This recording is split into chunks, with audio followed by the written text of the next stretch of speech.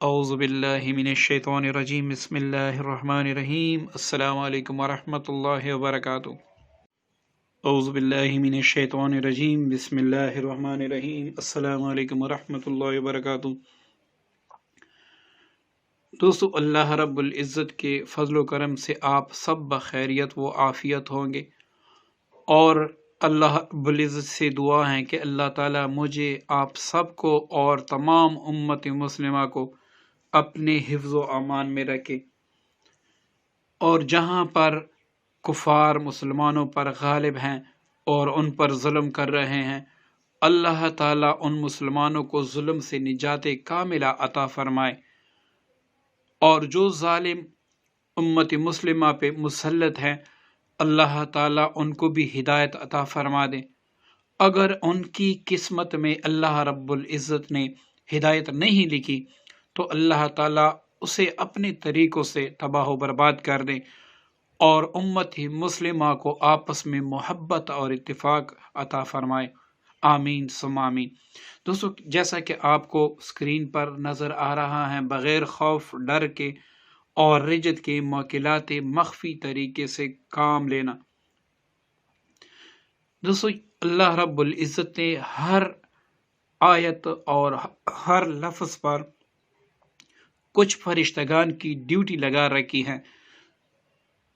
جو شخص اللہ تعالیٰ کا کوئی اسم مبارک یا پھر قرآن پاک، کلام پاک کی کوئی آیت بار بار پڑھتا ہے تو اللہ تعالیٰ اس کے فرشتگان، اس کے موکلات کو اس بندے کی طرف رجوع کر دیتے ہیں، اور ان کو اس کام پہ مامور کر دیتے ہیں کہ جب بھی میرے بندے کو کوئی ضرورت ہو تو آپ فوراً میری مدد کے تحت آپ اس کا کام کریں۔ مطلب بغیر اللہ تعالیٰ کے کوئی بھی چیز، کوئی بھی پتہ نہیں ہل سکتا جب تک میرا رب کریم نہ چاہے۔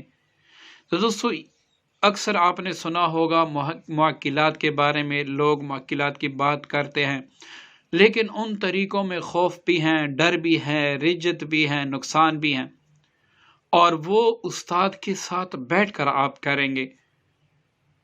پہلے آپ اچھے طریقے سے اس کو سمجھیں گے، تب آپ ایک چلے میں بھی کامیاب ہو سکتے ہیں، دوسرے چلے میں بھی آپ کامیاب ہو سکتے ہیں۔ تو دوستو، ہم آج ایک ایسا عمل بتائیں گے آپ کو کہ جس کو کرنے سے نہ آپ کو کوئی نقصان ہوگا، نہ کوئی ڈر محسوس ہوگا، اور نہ ہی اس میں آپ کو رجت ہوگی، اور اس کے کرنے کے بعد موکلات مخفی طریقے سے، یعنی پوشیدہ طریقے سے آپ کے قابو میں آ جائیں گے۔ اس کے بعد آپ کہیں پر جا کر یہ سورت پڑھیں گے تو وہ موکلات جو حکم آپ دیں گے کہ اللہ تعالیٰ کے فضل اور امر سے میرا فلاں کام کر دے، تو انشاءاللہ آپ کا کام کریں گے۔ لیکن آپ نے یہ سوچنا ہے کہ اس وظیفے کو شروع کرنے کے بعد آپ نے اس کو چھوڑنا نہیں ہے۔ 7 دن کا وظیفہ ہے، 7 دن آپ نے ہر حال میں پڑھنا ہے۔ پہلے میں اس کے کچھ ترکیب بتا دوں، کچھ شرائط میں بتا دوں تاکہ آپ کر سکیں۔ اس میں اگر آپ نے چھوڑ دیا نقصان کوئی نہیں ہے، لیکن آپ کا عمل جو ہے، اگر ان شرائط میں سے کسی بھی شرط پر آپ نے عمل نہیں کیا تو آپ کا عمل بیکار ہوگا۔ نقصان پھر بھی نہیں ہوگا لیکن عمل بیکار ہوگا۔ سب سے اول شرط یہ ہے کہ آپ نے اس کو علیحدہ کمرے میں بعد از نماز عشاء پڑھنا ہے۔ دوسری شرط یہ ہے کہ اس کو پڑھتے وقت آپ نے لائٹ دھیمی سی رکھنی ہے، مطلب کہ آپ ٹیوب لائٹ وغیرہ نہیں جلا سکتے۔ آپ نے اتنی لائٹ رکھنی ہے کہ اگر آپ کو یہ صورت زبانی یاد نہیں ہے تو قرآن پاک سے دیکھ کر آپ پڑھ سکیں۔ تیسری شرط اس کی یہ ہے کہ جب تک آپ یہ عمل ختم نہ کریں آپ نے کسی سے بھی بات نہیں کرنی۔ چوتھی شرط یہ ہے کہ جس جائے نماز پر آپ پہلے دن شروع کریں گے 7 دن آپ اسی جا نماز پہ پڑھیں گے۔ چھٹی شرط اس کی یہ ہے کہ آپ نے آج جس وقت بھی عشاء کے نماز کے بعد پڑھا، مطلب آج آپ نے 9 بجے پڑھا تو کل بھی آپ 9 بجے پڑھیں گے، 7 دن آپ 9 بجے پڑھیں گے۔ آپ اگر 9:05 پر پڑھیں گے تو اس میں کوئی حرج نہیں ہے، 9:10 پر پڑھیں گے آپ کا عمل ضائع ہوا۔ مطلب ٹائم کی اس میں بہت ہی زیادہ احتیاط ہیں اور پابندی ہے۔ پابندی آپ سے نہ ہو سکی تو عمل ہاتھ میں نہیں آئے گا، ڈر اور خوف اور رجت کوئی نہیں ہے۔ اب جو آخری شرط ہیں وہ یہی ہیں کہ اس عمل کے بارے میں آپ نے کسی سے بھی تذکرہ نہیں کرنا، نہ اس عمل کی کسی کو اجازت دینی ہے۔ جب بھی آپ یہ عمل کسی کو بتائیں گے یہ عمل ناکارہ ہو جائے گا، یا آپ کسی کو اجازت دیں گے یہ عمل ناکارہ ہو جائے گا۔ تو اس کو آپ نے مرتے دم تک اپنے سینے میں رکھنا ہے، اس کو صیغہ راز میں رکھنا ہے، کسی کو شو نہیں کرنا میں نے فلاں عمل کیا، اس کی برکت سے مجھے یہ سارے فیض و برکات حاصل ہیں۔ اب دوستو عمل کی طرف چلتے ہیں۔ عمل ہے قرآن پاک کی سورۃ نوح۔ یہ سورۃ نوح آپ نے پڑھنا ہے 40 بار۔ 40 بار۔ اچھا، یہ شروع کرنے سے پہلے اس کا میں حصار بتا دوں۔ حصار اس لیے ہے کہ اگر آپ سے زبر زیر پیش کی غلطی ہو تو اس کا وبال آپ پر نہ پڑے، ورنہ اس میں حصار کی بھی کوئی ضرورت نہیں ہے۔ حصار یہ ہے کہ اول آخر آپ نے 11 بار درود تنجینا پڑھنا ہے۔ درود تنجینا آپ نے اول آخر 11 بار پڑھنا ہے۔ 1 بار سورۃ فاتحہ، 7 بار آیت الکرسی، اور ایک بار چاروں کل۔ یہ آپ نے پڑھ کر اپنے دونوں ہاتھوں پہ دم کر کے سر سے لے کر پاؤں تک آپ نے پھیرنا ہے، اور یہ کہنا ہے کہ یا اللہ میں نے اپنا حصار کیا ہر قسم آفات بلیات سے اور شیطان کے شر سے اور ہر قسم جنات اور مخلوقات کے شر سے۔ یا اللہ تو میری حفاظت فرما، اور اس کا ثواب میں نے حضور علیہ السلام کے دربار میں تحفتاً ہدیتاً عقیدتاً پیش کیا۔ یا اللہ اس کے دربار میں پیش کر کے اس کے فیض و برکات مجھے عطا فرما دے۔ اب آپ نے مخفی طریقے سے معقل کے لیے آپ نے پڑھنا ہے، لیکن نیت آپ نے یہ رکھنی ہے کہ یا اللہ یہ سورت مبارکہ میں آج سے شروع کر رہا ہوں، 7 دن کے لیے پڑھوں گا۔ اس سورت کے مخلوقات سے یا اللہ آپ میری مدد فرما دے۔ پھر آپ نے 40 بار سورہ نوح پڑھنا ہے، اور یہ عمل 7 دن تک آپ نے جاری رکھنا ہے۔ اب اس سے آپ نے کام کیسے لینا ہے؟ اندھیرے کمرے میں جب بھی آپ یہ مکمل کر لیں، آپ نے کوئی کام لینا ہو تو اندھیرے کمرے میں آپ چلے جائیں جہاں پر مدھم سی لائٹ ہو، اس میں بیٹھ کر 7 بار آپ سورہ نوح پڑھ کر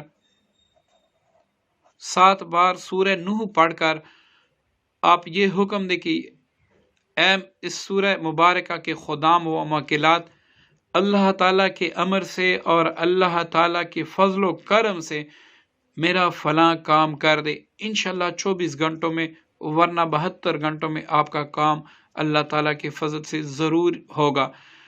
اب دوستو اس میں یہ بات آپ نے اپنے ذہن میں رکھنی ہے، اس میں ایک طریقے سے آپ کو رجت پڑ سکتی ہے، اور ایسے رجت کہ عمر بھر کوئی آپ کا علاج بھی نہیں کر سکے گا۔ اور وہ رجت یہ ہے کہ اگر آپ اس کو ناجائز استعمال کریں گے، اسی وقت آپ بیٹھے ہوں گے کہ آپ پہ رجت ہوگی، اور آپ کو معلوم ہو جائے گا کہ میں نے یہ ناجائز کام کے لیے کیا۔ ابھی جو مشکلات ہیں وہ مجھ پہ مسلط ہو چکے ہیں، اور طرح طرح کے آپ کو پھر نقصان دیں گے، آپ کی زندگی آپ کے لیے پریشانی کا سبب بن جائے گی۔ آپ موت کی دعا کریں گے لیکن موت بھی نہیں آئے گی، اور آپ ان آفات اور بلیات سے آپ خود کو چھڑا بھی نہیں سکیں گے۔ اس لیے پہلے ہر طرح سوچیں کہ یہ میرا کام جائز ہے یا نہیں، تب آپ کریں۔ دوسری بات یہ آپ یاد رکھیں کہ آپ نے اس سے اپنے کام کرنے ہیں، لوگوں کے کام نہیں۔ کسی دوسرے بندے کا کام آپ ان کو بتائیں گے تو یہ مواکلات آپ کے ہاتھ سے چھوٹے. آپ نے صرف اپنا کام کرنا ہے، اپنے سارے کام اس سے لینے ہیں. ٹھیک ہے دوستو، یہ باتیں آپ زیر غور رکھیں، اس کے بعد اس عمل کو کریں. انشاءاللہ اس عمل کا اتنا مزہ آئے گا اور اتنا سرور آئے گا کہ آپ اللہ تعالیٰ کی محبت میں اور عشق میں انشاءاللہ سرشار ہوں گے، اور اس کلام پاک کی برکت کی حقانیت آپ کے دل میں اتر جائے گی. دوستو پھر بھی اگر آپ یہ عمل شروع کرنا چاہتے ہیں تو اس کو آپ نے کسی بھی مہینے کے پہلی جمعرات کو آپ نے یہ عمل شروع کرنا ہے. ٹھیک ہے نا، یہ اپنے ذہن میں رکھ کے پہلی جمعرات، کسی بھی چاند یعنی چاند نکل آئے اس کے پہلی جو جمعرات آتی ہے اس کو آپ نے شروع کرنا ہے رات کو، اور کسی دن سے آپ شروع نہیں کر سکتے. اور نہ کمنٹس میں اس کے بارے میں کہیں کہ میں فلاں دن بھی شروع کر سکتا ہوں، تو کسی اور دن آپ اس عمل کو نہیں کر سکتے، بس نہیں کر سکتے. آپ نے صرف جمعرات کو ہی کرنا ہے، اور جیسی چاند نظر آ جائے اس کے بعد جو جمعرات آئے وہی آپ کے عمل کا دن ہوگا. دوستو اللہ تعالیٰ آپ سب کو اس عمل میں جو بھائی کریں گے ان کو سب کو اللہ تعالیٰ اس عمل میں کامیابی دے. میرے حق میں بھی دعائیں کریں، میں بھی اور ساری امت مسلمہ ہماری دعاؤں کی محتاج ہیں، کیونکہ آپ دیکھ رہے ہیں کہ ہر جگہ مسلمانوں پہ ظلم ہو رہا ہے، ہر جگہ پر ہماری شرم و حیا کے جنازے اٹھائے جا رہے ہیں. تو اس لیے ہر نماز کے بعد خصوصاً ساری امت مسلمہ کے لیے دعا کریں. اور ایک حدیث بھی ہے جس کا میں صرف مفہوم آپ کو بتا دیتا ہوں کہ جو بندہ دن میں 25 بار یا 27 بار حضور علیہ السلام کی امت کے لیے دعا نہیں کرتا تو اللہ تعالیٰ نیک بندوں کی دعاؤں میں اس کو حصہ نہیں دیتا. مطلب دنیا میں جہاں پر بھی دعا ہوتی ہیں اس میں آپ کا حصہ نہیں ہوتا. تو یہ اپنے اوپر لازم کر لے کہ اللہ میں نے ہر مسلمان کے لیے دن میں 1-2 مرتبہ دعا ضرور کرنی ہے. اور اس کا سب سے آسان الفاظ یہ ہیں: اللہم اغفر ولوالدی وللمؤمنین والمؤمنات والمسلمین والمسلمات. یہ ہر نماز کے بعد 7 مرتبہ پڑھیں تو انشاءاللہ اللہ تعالیٰ آپ کو بھی اجر عظیم عطا فرما دے گا، اور جو صالحین ہوں گے، جو اولیاء ہوں گے، ان کی دعاؤں میں آپ کا حصہ بھی ہوگا. دعا میں یاد رکھیے گا. السلام علیکم ورحمۃ اللہ وبرکاتہ.